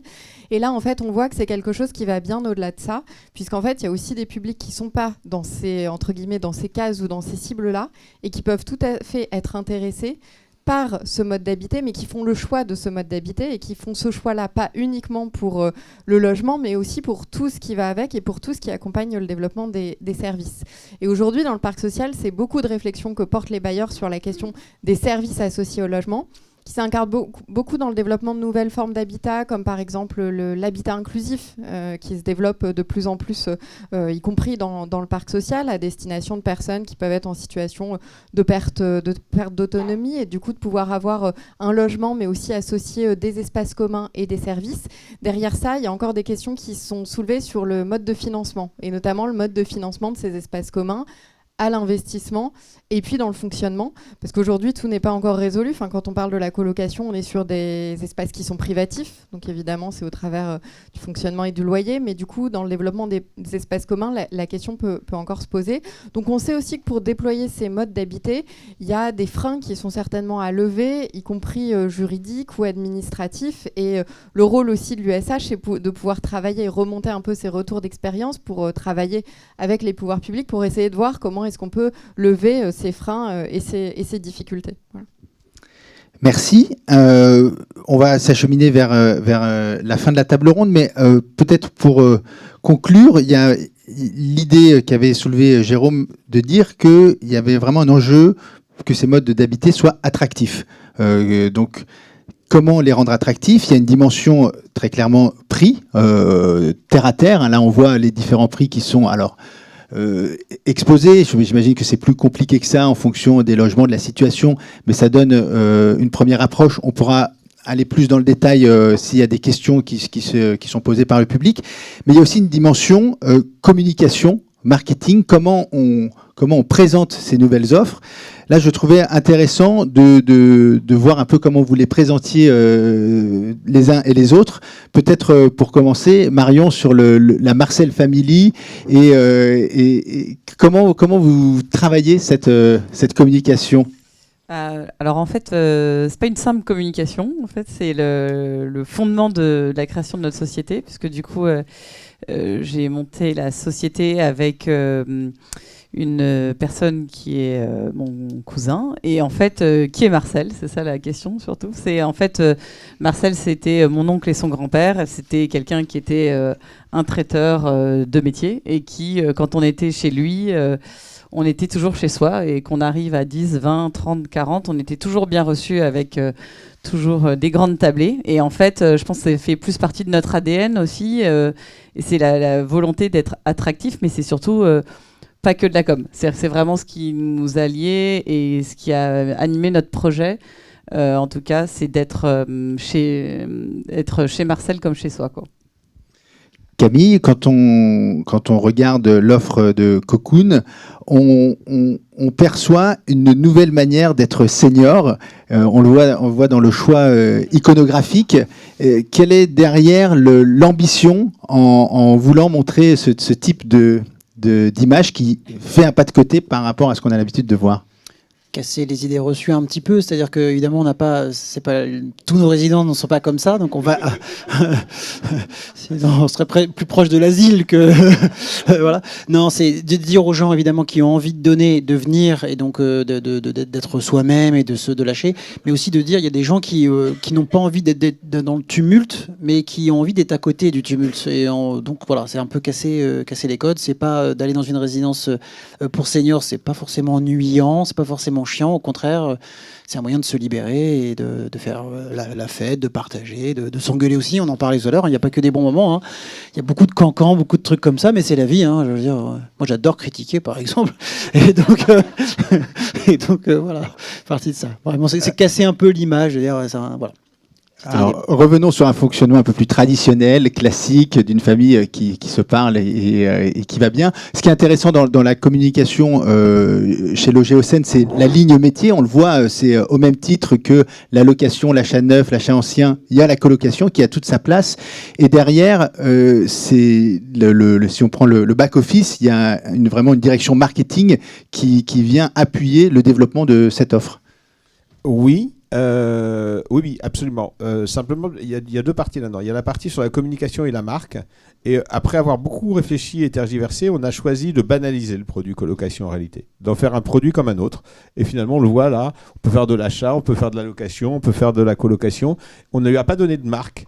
On n'a pas appelé ça Coloc Logéo, on l'avait fait pendant un moment. Et puis on a, à force d'y réfléchir et d'y revenir, on a fini par se dire que la banalisation, c'était la bonne solution pour nous, à mesure que finalement l'offre augmentait aussi en taille, hein. On avait beaucoup moins besoin de la différencier à partir du moment où elle était suffisante pour finalement toucher un peu tout le monde. Donc ça, c'est une première chose en termes de présentation. Et après, en termes de channel ou de canaux de commercialisation, évidemment, c'est pas la même chose. Donc, on commercialise pas nos colocations avec les mêmes canaux que nos logements classiques. Notamment, notre canal principal aujourd'hui, c'est notre site internet et Le Bon Coin, pour simplifier. Et dans les modes de commercialisation aussi, alors là, c'est pas forcément de la communication pure, mais c'est plus du marketing. On ne commercialise pas nos colocations de la même manière que nos logements classiques. Ça demande une réactivité bien supérieure. Les gens qui recherchent une colocation, comme du coup, c'est très simple de s'y installer. Ils n'ont pas d'histoire de déménagement, de préavis, de trucs, etc. Ils veulent une réponse quasiment immédiate. Donc, dans le cadre d'une entreprise comme la nôtre, qui est une entreprise structurée d'habitat abordable, ça nous a obligés à revoir un certain nombre de pratiques et notamment à créer finalement des nouveaux métiers, notamment un métier qu'on a appelé le conseiller clientèle spécialisé. Donc les conseillers clientèle spécialisés sont des conseillers clientèle qui sont rattachés aux directions territoriales. Donc en ça, elles font partie de l'offre globale de Logéocène. Mais pour autant, elles ont cette petite spécificité de savoir attribuer, les autres savent le faire aussi, hein, mais d'être spécialisés dans l'attribution de ces colocations. À l'inverse, Charlotte, vous avez pris le parti de donner un nom à ce projet, les CAPS, même en allant plus loin, en appelant les capseurs, les personnes qui utilisent ces colocations. Quelle est la stratégie derrière ? En fait, le nom capseur, c'est le nom que l'association AFEV a donné à ces jeunes. Et donc, nous, on a signé une convention de partenariat avec l'association. Donc, c'est vraiment notre partenaire qui recrute, entre guillemets, directement les jeunes avec vraiment ce projet social dont je vous parlais tout à l'heure. Donc, c'est pour ça que nous, on n'en fait pas du tout la promotion dans notre commercialisation. Après, la relation clientèle, elle reprend à partir du moment où les dossiers en Caléole sont passés. Mais voilà, tout le recrutement en amont est vraiment géré par l'association. Et on le voit d'ailleurs, puisque là, on est sur le site de la FEV, et c'est là que l'offre est vraiment présente, plus que sur le site de CDC Habitat. Oui, nous, on a une communication institutionnelle en disant qu'on met en avant des colocations à projet solidaire, mais après, voilà, tout le travail d'arriver dans le logement, c'est vraiment la FEV qui le fait. J'ai oublié d'ajouter un truc quand même, c'est que effectivement, l'exploitation des colocations, elle est faite dans nos directions territoriales. Mais il y a Sarah Amara là, que j'aperçois là-bas, qui est quand même la chef de produit du produit colocation. Elle a d'autres produits, elle s'occupe aussi d'autres produits.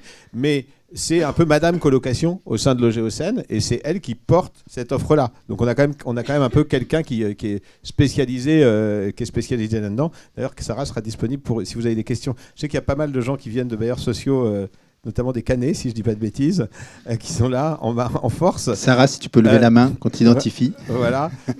Sarah, pour toutes les questions un peu techniques, Sarah sera la bonne personne. Voilà. Alors, j'avais D'autres questions pour terminer et ouvrir le débat, mais je propose qu'on passe la parole au public si on veut tenir le timing. Peut-être dernière question, est-ce qu'il est prévu d'avoir un cahier repère sur le co-living ? Alors sur le co-living, pourquoi pas, c'est une bonne question. On en a produit un il y a quelque temps sur la cohabitation intergénérationnelle, mais du coup l'idée c'est aussi évidemment d'outiller, de documenter de plus en plus les bailleurs sociaux pour qu'ils puissent avoir en tout cas tout ce panel de solutions qui peuvent être proposées et le porter aussi à la connaissance des locataires actuels et futurs au sein du parc social, et de montrer aussi par rapport à la question de est-ce que c'est avec ça qu'on peut résoudre la crise du logement ? Peut-être pas, mais en tout cas, toutes les solutions qui peuvent contribuer à mieux répondre à la demande et à apporter aussi des nouveaux produits et des nouvelles solutions sont utiles et importantes à développer et à rendre visibles dans le parc social. Merci. Je passe la parole au public s'il y a des questions. Et il y en a. Je m'approche avec... Merci. Bonjour.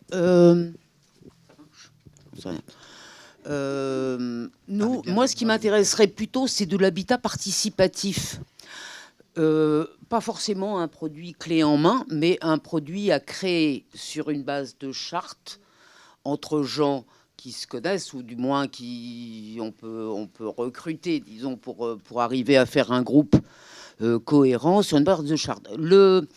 Le système de cocoon ne me déplaît pas a priori, si ce n'est que on n'a pas forcément, enfin je veux dire à mon âge, on est quand même relativement responsable.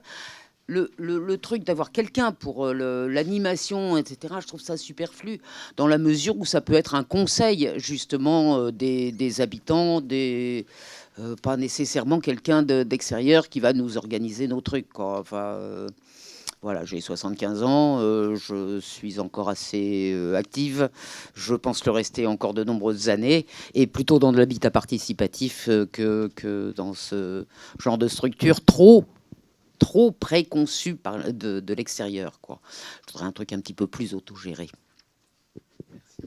Je réponds.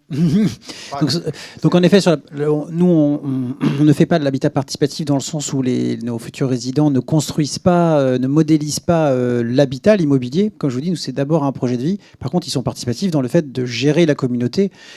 J'avais très peu de temps, vous avez vu, il a essayé de me couper 3 fois, donc je ne pouvais pas tout détailler.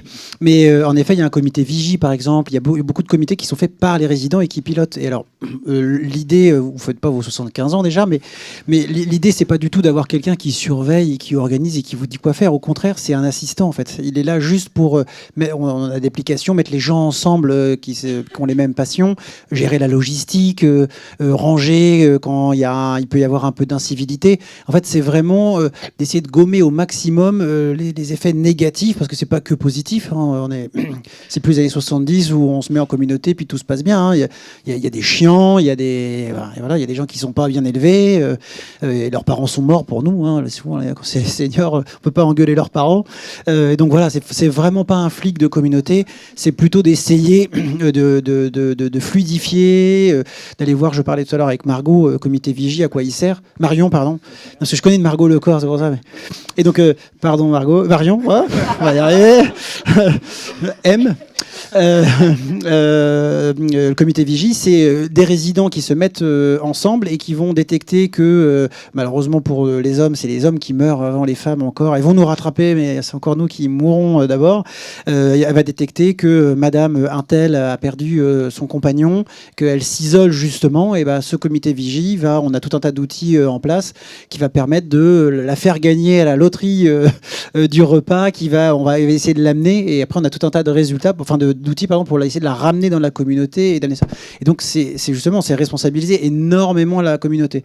Mais notre expérience qui vient du coworking montre qu'il y a toujours l'utilité d'avoir un gardien de communauté qui est là, qui gère. Enfin, j'imagine ce que Marion fait, qui gère, et puis qui fait parfois la police, parce qu'il y a évidemment des gens qui respectent pas complètement la charte. Voilà. Moi, pour vous répondre, madame, je pense qu'en fait, catégoriser les gens en... Alors, je ne sais pas ce que vous faites, hein, j'ai bien compris. Hein. Mais catégoriser les gens en seniors, en jeunes, en machin, etc., c'est souvent... C'est devenu faux, en réalité. C'est devenu de moins en moins vrai. Et globalement, il y a autant de personnes de 75 ans qu'il y a autant de personnes de 30 ans, il y a autant de personnes de 25 ans. Chacun a ses propres envies, ses propres personnalités. Et la solution Cocoon Social Club, je pense qu'elle convient à des tas de gens. Visiblement, elle ne vous convient pas complètement à vous, mais vous, un projet d'habitat participatif vous conviendrait mieux. Ce qu'on constate quand même, et ça, moi je m'en approche aussi, donc je comprends le sujet, c'est qu'il y a aujourd'hui une façon de vivre l'âge qui est différente de ce qu'elle était il y a quelques années. En gros, il y a quelques années, à 60 ans, en gros, on était vieux. Aujourd'hui, il y a toute une frange de gens qui ont 70 ans, qui ont plus de 80 ans, qui sont extrêmement actifs, qui par ailleurs peuvent avoir un petit problème de santé, mais qui n'est pas majeur, et parce qu'ils doivent prendre un petit comprimé contre la tension tous les jours, voilà, mais qui vivent très bien et finalement qui ont une vie tout à fait normale, qui font du sport, qui font des activités intellectuelles, qui jouent aux échecs, qui jouent au bridge, qui font des tas de choses, et ça, qui utilisent beaucoup l'informatique.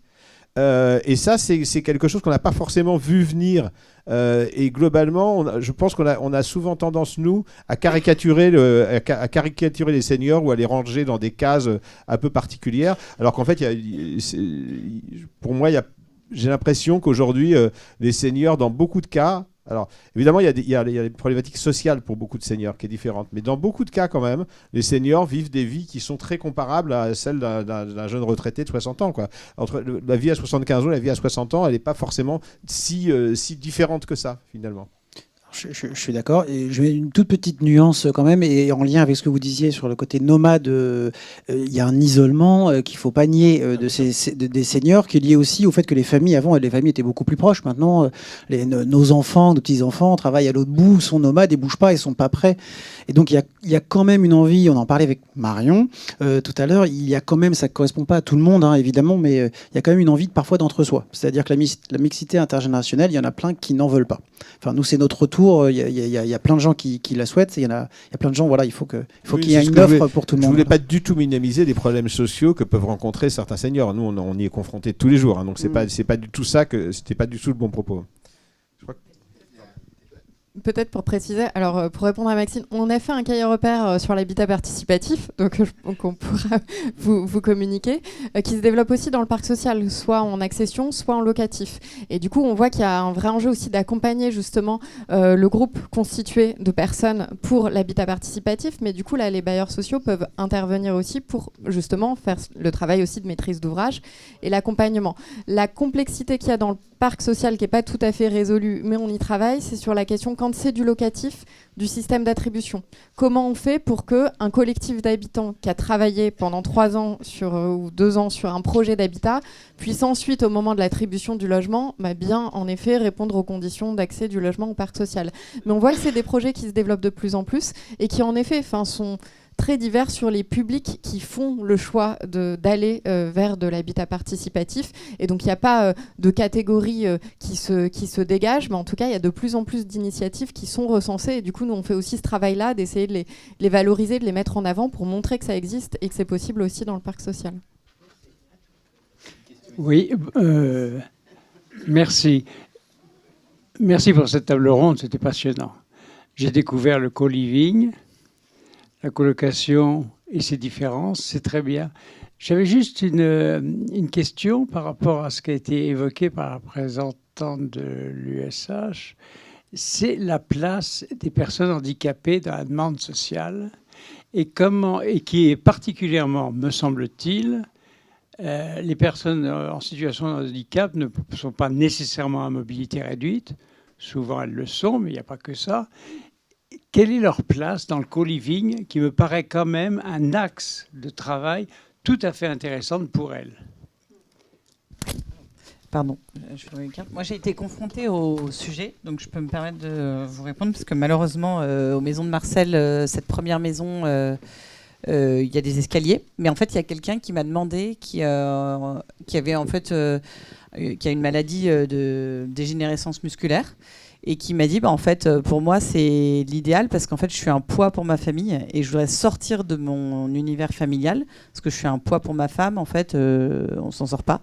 Et en revanche, j'aimerais bien habiter dans le co-living parce qu'au moins, si on pouvait juste frapper à ma porte, en fait, juste savoir si je suis pas tombée par terre. Ça serait vraiment super. Et je dis malheureusement, nous, on n'a pas de chambre au rez-de-chaussée, mais ça fait partie, en tout cas, nous, de nos axes, puisqu'en fait, c'est une vraie mixité. C'est-à-dire que c'est quelqu'un aujourd'hui qui ne travaille plus, mais qui est encore en âge de travailler et qui pourrait être typiquement dans la cible du co-living, puisqu'en fait, les gens sont là et pourraient l'aider et effectivement vérifier le matin s'il n'est pas par terre, quoi. Exactement la même chose qu'on ne précise pas, en fait, senior, mais on a dû mettre un âge à un moment, parce qu'il fallait mettre un âge, mais il est ouvert pour justement les personnes qui ont besoin d'assistance. Et on a une personne qui a fait candidature justement dans notre projet de Marom, qui est sous l'âge, mais qui a un problème d'isolement et un problème de forte obésité, et qui voulait, lui, justement, ce lien social et être dans une communauté. Donc on a la même chose, tout le monde connaît, je pense, le qu'y a-t-il, le bracelet quand vous tombez qui appelle les secours. Sauf que nous, il appelle le voisin d'abord et après, il appelle les secours. Mais c'est vrai que le voisin est un peu mieux placé pour venir vous voir dans les 2 minutes. Donc ça fait partie de ces éléments qu'on a. Bonjour. Pardon. Non, allez-y. Bonjour. Merci pour l'organisation de cet échange parce que c'est intéressant. J'aimerais avoir votre vision. Moi, je suis Bertrand Gauthier, je suis président de Cohabilis et je remercie l'USH parce qu'effectivement, il y a eu la publication de ce cahier. J'aimerais travailler le et plus par rapport au format, puisqu'effectivement, on a parlé de co-living, on a parlé de colocation, mais il y a un co qui n'a pas été prononcé, en tout cas une fois, mais qui est beaucoup d'actualité en ce moment, qui est la cohabitation intergénérationnelle. Je sais qu'en tant qu'acteur de territoire, c'est pas forcément le truc le plus facile à appréhender, mais néanmoins, il y a quelque chose qui nous concerne tous, c'est le vieillissement de la population. Et ceci de manière très accélérée, parce que la pyramide des âges est ainsi faite. Et pour prolonger le colloque et plus, je suis intéressé de voir votre vision, parce que nous, on s'efforce de l'animer, bien évidemment, ce dispositif de cohabitation intergénérationnelle. Mais à la fois, on voit ce mur générationnel arriver. Et comment, quelle est votre vision dans ce colocation et co-living, ceci peut ou ne pas s'intégrer. Merci. Moi, je prends juste la parole. On est en train de lancer une expérimentation de cohabitation intergénérationnelle avec camarage. Parce que chez nous, c'est pas du tout actif. Et en fait, ça prend doucement parce qu'on s'aperçoit que les seniors sont un peu frileux. Donc, c'est pas simple. Donc, en fait, on identifie les seniors de plus de 60 ans en sous-occupation.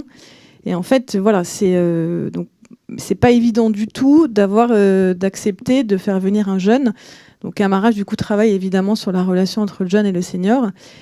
Plus facile probablement de trouver un jeune, mais on est toujours dans ce cas d'occupation temporaire, donc ça tourne beaucoup. Moi, après, j'aurais une question du turnover, savoir si vous avez beaucoup de turnover dans vos colocations, ça m'intéresse. Donc voilà, donc on est en train d'expérimenter ça. On l'a fait en Ile-de-France, ça a été assez concluant. Et là, on est vraiment en plein dedans. On a envoyé les premiers courriers. On va renvoyer des courriers de relance. On va faire des vidéoconférences et on va voir si ça prend ou pas. Donc, on pourra en reparler plus tard. Mais on est vraiment dans le tout début. Mais on s'aperçoit que voilà, ils sont un peu frileux.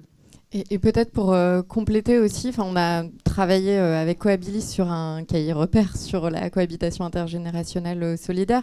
Ce qu'on voit, c'est qu'en effet, il y a vraiment un enjeu aussi d'animation, d'accompagnement, et c'est aussi le rôle que l'association peut avoir aux côtés des bailleurs sociaux pour les aider à trouver des binômes, et puis ensuite à s'assurer aussi que ça se passe bien. Et puis derrière cette notion d'intergénérationnel, en fait, des fois, on parle de générations qui sont très différentes entre un senior de 65 ans ou de 85 ans. Enfin, on parle pas des mêmes publics. Ce que remontent aussi certains bailleurs, c'est qu'il y aurait presque même un potentiel sur des publics qui sont pas encore des publics seniors, qui sont plutôt autour de 50-55 ans, dont les enfants viennent de partir, par exemple, et qui seraient plus prêts à cette étape-là de leur vie à accueillir aussi un jeune au sein de leur logement que des fois des publics qui sont depuis 20 ans dans leur logement et qui n'ont pas forcément, où on a plus de difficultés à les convaincre. Donc ça peut être aussi un axe de travail et de réflexion. Oui, il y a un dispositif que Delphine ne connaît par cœur, j'imagine, qui est la possibilité de la sous-location intergénérationnelle, donc qui permet à un habitant qui a un logement social d'en sous-louer une partie. C'est le cas où on peut sous-louer un morceau de logement social, d'en sous-louer une partie à un senior de plus de 60 ans. Si je ne dis pas de bêtises, je crois que c'est ça le bon chiffre. J'ai le bon chiffre 60. Enfin, c'est le contraire. Un jeune de moins de 30 ans, et le senior doit avoir plus de 60 ans et le jeune moins de 30, c'est ça? Bon. En discutant avec des opérateurs qui ont lancé ce type de colocation, c'est compliqué à mettre en œuvre. Ils ont du mal à le mettre en œuvre parce qu'effectivement, les seniors, entre guillemets, demandeurs sont plutôt dans la tranche générationnelle du dessous. C'est plutôt les 50-60 ans qui sont demandeurs de ce système-là. Et aujourd'hui, c'est à Bordeaux que je crois que ça se passe, ils ont demandé une dérogation au préfet pour pouvoir justement que ce soit des gens de 50 ans au lieu de 60 ans qui puissent mettre en place ça. Mais je pense qu'ils seront aussi prêts, ces gens-là, à 50 ans, ils seront aussi prêts à 60 ans. Je pense que c'est aussi une question de génération je pense qu'il y a sûrement une à question de génération. Et puis il y a la question derrière de trouver le jeune aussi qui va en face. Et c'est pas toujours évident d'avoir envie surtout quand il n'y a pas de. Je pense que déjà une des bonnes conditions, c'est de dire qu'il n'y a pas d'échange, moi que j'appelle vulgairement pétrole contre nourriture. C'est-à-dire qu'il n'y a pas en gros le logement contre des services ou autres. C'est simplement le partage déjà d'un espace, c'est déjà pas mal. Une piste peut-être quand même, c'est sur les travailleurs saisonniers, où je pense que réellement là, on pourrait tirer ce fil-là. Parce que ça permettrait déjà d'expérimenter le dispositif, y compris pour un senior, hein, de dire je vais expérimenter le dispositif pendant 3 mois, le temps d'une saison touristique, pour accueillir quelqu'un, et éventuellement après de se dire ok, ça je l'ai fait une fois, je peux le refaire une deuxième fois, et ça pourrait résoudre en partie les difficultés qu'on a à loger les saisonniers, y compris en colocation d'ailleurs, hein, où on a vraiment du mal à loger les saisonniers parce que ils sont par définition présents qu'une petite partie d'année. Il y a justement un retour d'expérience là-dessus, de l'initiative dans le Pays Basque avec l'Office 64 qui a justement mis en place ce dispositif à destination des travailleurs saisonniers parce qu'il y avait un très fort besoin évidemment dans la haute saison dans le secteur. Alors ceci n'est pas une question. On sort bailleurs sociaux. Environ au 15 rue Michelet au Havre va être construite une résidence intergénérationnelle, coworking, cour arborée, en lieu et place pour les Havrais, gymnase Beauville, à l'angle Michelet, rue Bonivet. C'est écrit sur le permis de construire affiché. En tout cas, j'y avais pensé à titre, en tout cas, de privé pour continuer de vous répondre sur la partie intergénérationnelle. Et en fait, je ne suis pas forcément convaincue, pareil, de l'adhésion des seniors. Alors, beaucoup plus des actifs ou des jeunes, mais pas des seniors. Et pour en avoir le cœur net, en fait, j'ai fait plusieurs sorties micro-trottoirs. Je peux vous dire que je n'ai pas été déçue des réponses. Donc oui, les seniors ne sont pas prêts. Je partage. Et donc nous, on essaye sur Rouen-là, on a une prochaine résidence où on va tenter quand même, mais dans 2 résidences différentes, côte à côte, face à face, et avec un accès aux parties communes partagées, mais pas aux mêmes horaires.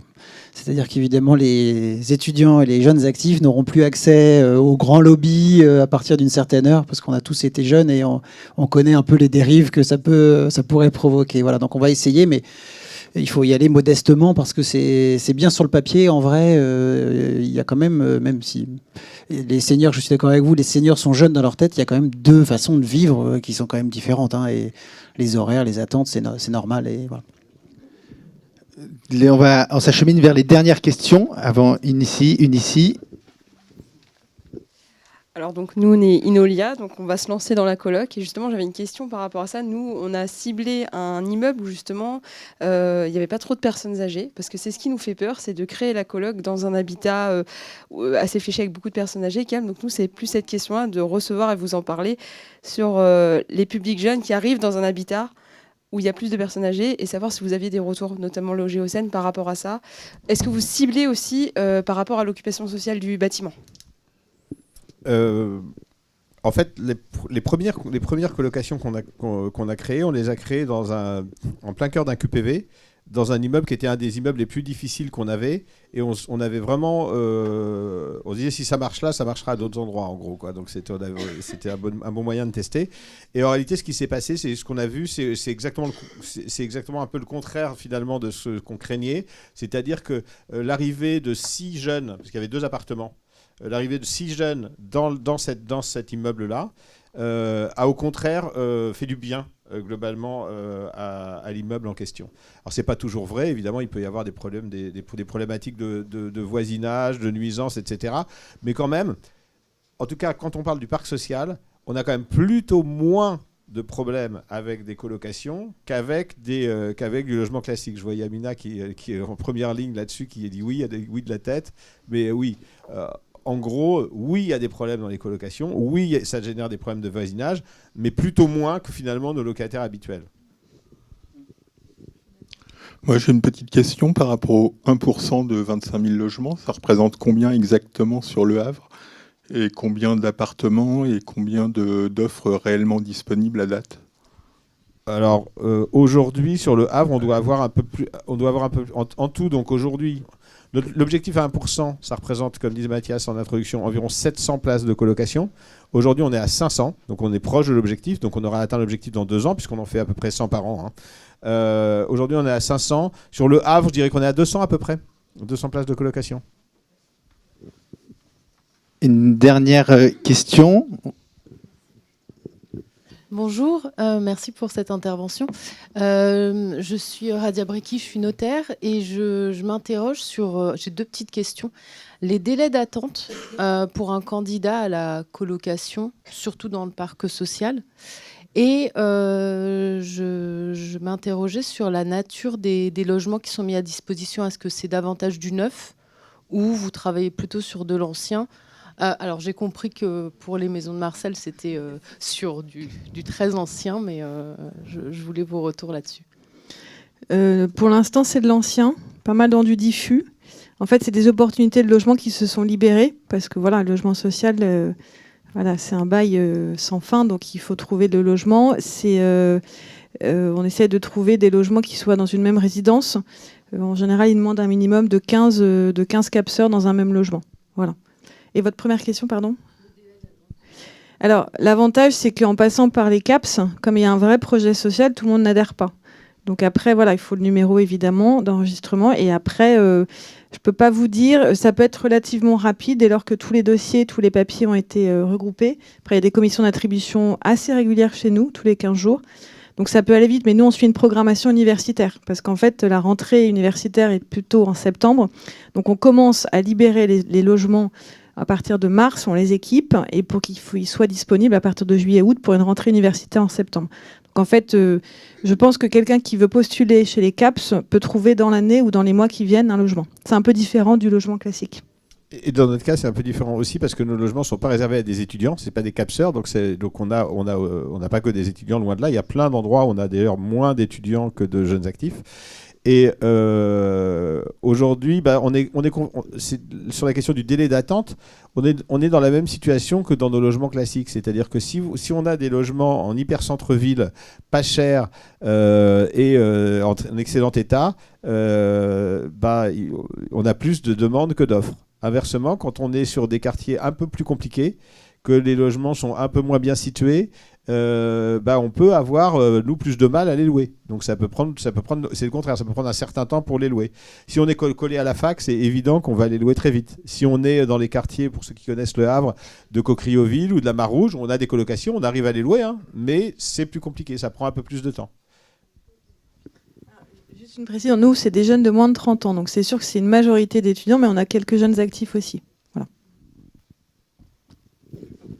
Moi, je voulais juste peut-être rebondir sur un point pour dire quand même que derrière, là, je vais parler peut-être que de la colocation plutôt, on va dire jeune ou pas forcément personnes âgées en tout cas.